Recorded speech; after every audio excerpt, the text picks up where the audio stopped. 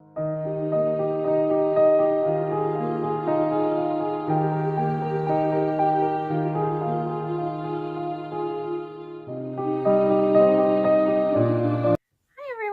Crystal from Pineapple Papers, and I have another 12 by 12 process video for you.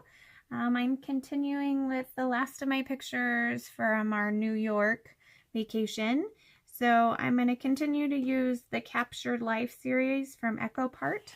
I'm going to use this side that's called Damask, and I'm going to do some mixed media. So I'm going to use these gelatos. Aqua Dulce, passion fruit, and guava. And I'm going to use a technique that I learned at our scrapbook convention last year. So for embellishments, I'm going to continue with these Snapshot New York items.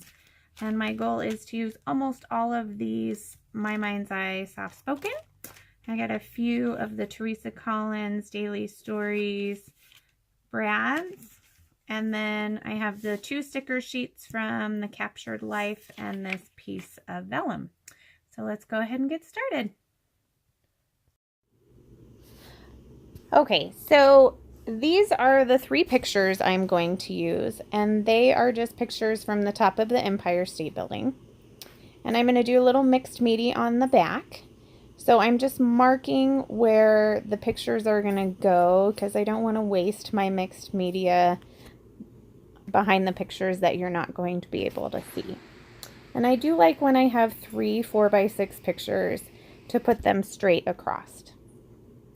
So I do go ahead and gesso my page, and then I pull my inspiration from those arrows on the sticker sheet of the Captured Life stickers, and I decided that the pink was not the right pink, so I end up going with this guava color.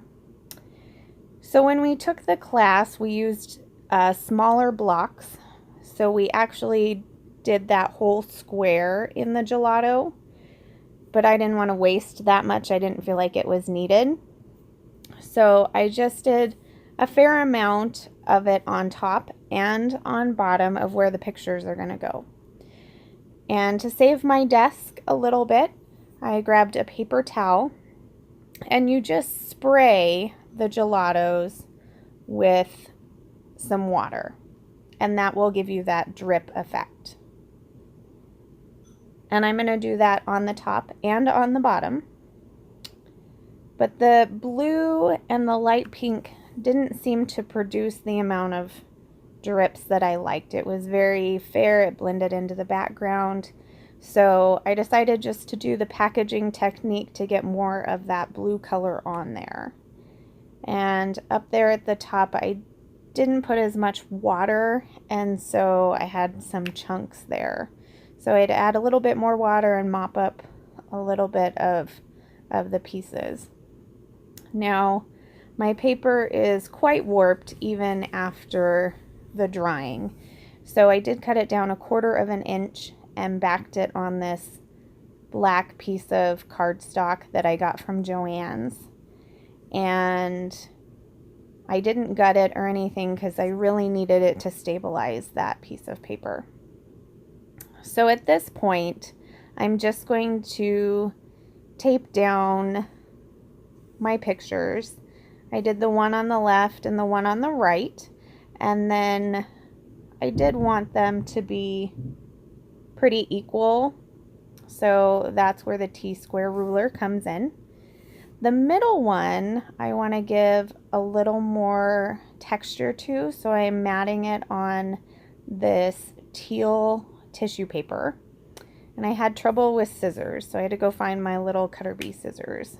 So that's what the little pause was. So I try to, when I'm backing my pictures with the tissue paper, I try to do it on a fold. That way they're equal sized, the 2 layers. I'm just going to pop that up on some fun foam and put that straight in the middle. Now I think this is the first page ever that has basically one piece of pattern paper and one piece of cardstock. I am completely addicted to paper, so the fact that there's not a ton of different paper scraps on here is amazing. So for embellishing, I want to use the city package of stickers.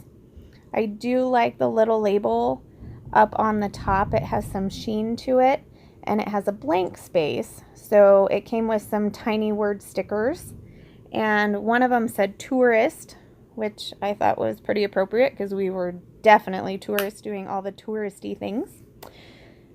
But that doesn't actually stay up there. So it's going to go at the bottom with some of the other tiny word stickers. Now, these are the inspiration colored arrows that I used. And I like that they were pointing at the title that says the city. I thought that I got them on straight, but then I'm looking at them and realize that they are definitely not straight. So I will fix that with my T-square ruler here in just a few minutes. I like the life is beautiful up there. The scenery up there was amazing. I love how you can see the shadow of the Empire State Building on all of the other buildings of New York. But I'm very inspired by Arit Landgraft, and she likes to do color on color. So the life is beautiful is more of that blue color, and it's on top of where I have that pink. So that will be removed. And I found this Today sticker, and it was more of the same color. And I find one of those blue camera type wheels that's going to go in the blue area right there.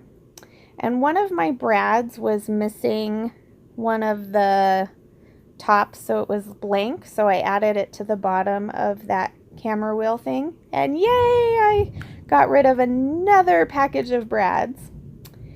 And so I just added it to the back of that to give it some dimension. Here I'm trying to find a place for that little tab.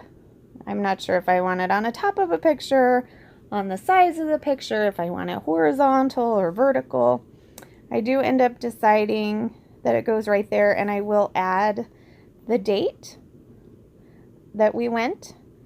And here's some close-ups for you. Nice, simple little layout for today. And I hope you have a wonderful weekend. We are headed down to state, so go team. So remember to wear your crown, and I will see you later. Bye-bye.